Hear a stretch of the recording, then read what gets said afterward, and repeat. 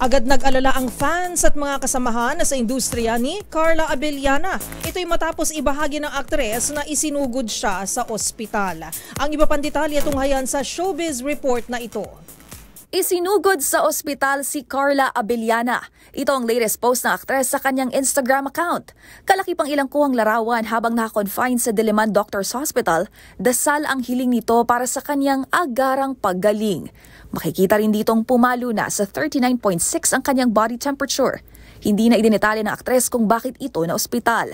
Tanging "I've been in so much pain and discomfort" ang ibinahagi ni Carla sa followers.